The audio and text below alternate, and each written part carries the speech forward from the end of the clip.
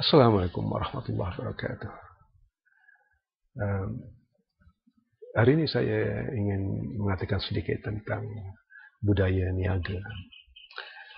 Um, Rasulullah pernah bersabda bahawa 9/10 daripada rezeki kita adalah daripada perniagaan. Jadi kita patut mengambil iktibar dan berusaha uh, seboleh kita uh, untuk jadi peniaga. Peniaga yang diredai Allah dan mengikut segala cara-cara, segala guideline, segala syarat-syarat yang uh, diberikan oleh agama Islam. Jadi uh, kita rata-rata kita ni macam seolah-olah jadi pengguna pembeli saja. Jadi dalam hal peniaga ni kita agak kurang berjaya sedikit, walaupun memang tak dapat disangkal bahawa ramai juga orang-orang Melayu yang kaya dari hasil daripada perniagaan. Memang ramai yang sekarang inilah di zaman moden ini memang ramai yang kaya. Tetapi kita masih melihat banyak orang kata kekurangan, kelemahan kita dalam bidang ini. Mudah-mudahan kita dapat orang kata semaikan semangat ini dari kecil lagi. Saya percaya apa-apa budaya pun perlu disemaikan dari awal, dari kecil lagi. Pasal saya ingat dulu, kalau di kampung dulu lah, di kalangan kita pun kampung Melayu, tapi kedai pun kedai Cina. Jadi Cina tu akan berlatih anak dia untuk berniaga sama-sama. Dan saya lihat di samping apa ni, bila dia niaga, dia tolong bapa, tapi lepas tu dia buku pun tak lepas ya. Buku untuk menghafal, buku pelajaran ya, tidak terlepas. Maknanya dia membuat dua-dua perkara sekali. Sambil niaga tolong ibu bapa, dia juga belajar. Dan dalam aspek perniagaan ini saya fikir satu perkara yang penting. Ia mengajar kita apa? Mengajar kita untuk saving, untuk menyimpan. Dan simpanan itu kita patut orang kata bina aset, bina harta. Bukan kita apa ni kita dapat untung, kita beli sesuatu untuk berpoya-poya, untuk menunjuk-nunjuk ya. Kerana banyak ini berlaku di kalangan orang-orang kita lah.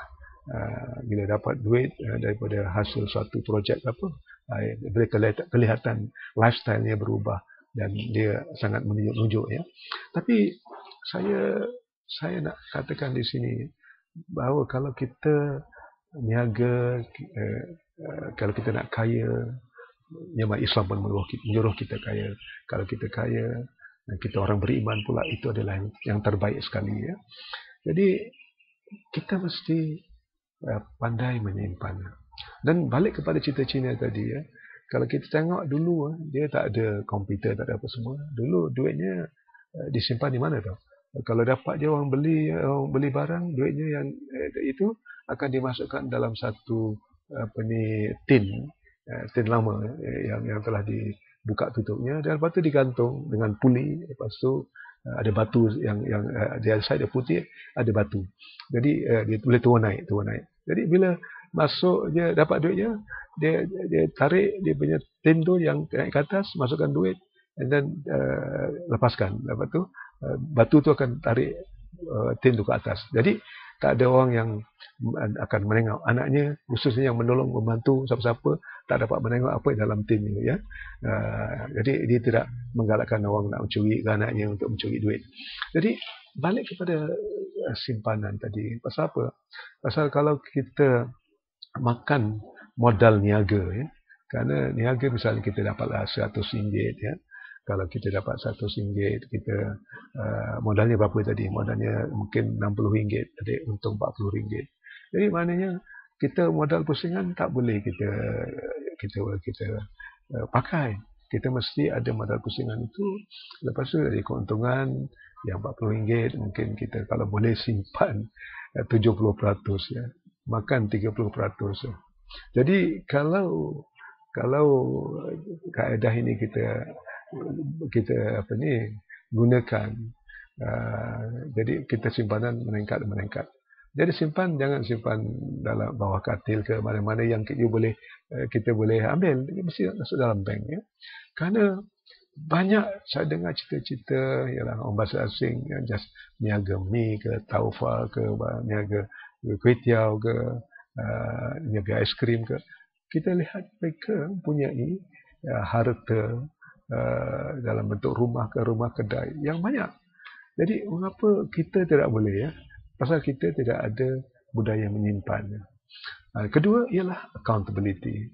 Accountability sangat penting. Kita mesti ada bookkeeping ya. Bookkeeping pasal apa kalau kita ambil saja duit itu tak ada catatan berapa banyak kita dapat satu hari, berapa banyak kita modal, kita niaga kita tak ada tak orang kata tidak tepat ya. Tidak ada orang kata disiplin dalam niaga. Jadi kita perlu disiplin dari segi perakaunan, dari segi bookkeeping tadi tu ya. Jadi kita mesti belajar benda-benda ni kalau kita nak berjaya dalam niaga. Jadi satu lagi dalam nak memulakan niaga, kita mesti nak pandai satu skill.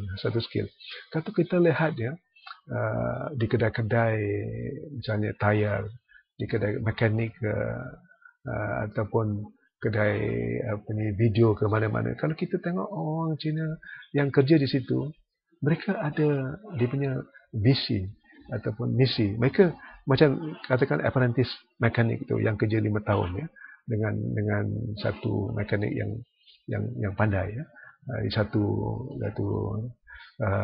kedai mekanik lah. Jadi dia bekerja dan walaupun dibayar gaji rendah, tapi duitnya disimpan untuk tujuan lepas 5 tahun bila dia dah mahir, itu akan jadi orang kata venture capital. Itu kata modal usaha ya, modal usaha. Dan kalau tak cukup ini mereka akan dapat tambahan daripada dia punya association ataupun dengan extended family.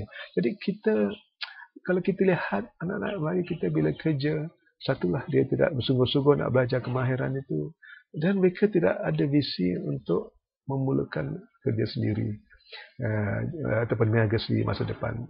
Mereka habiskan wang tu semuanya, malah bukan habis cukup bulan, setengah bulan dah habis, lepas tu nak berhutang lagi. Jadi tidak ada simpanan langsung. So saya ingin adalah menyeru untuk kita memperbudayakan niaga ini dari awal lagi, daripada anak-anak kita kecil, dari anak kita lagi, supaya jangan jadi pembeli, pengguna, tapi kita patut ialah pembuat, penjual. Sekian wabillahi taufiq wal hidayah. Assalamualaikum warahmatullahi wabarakatuh.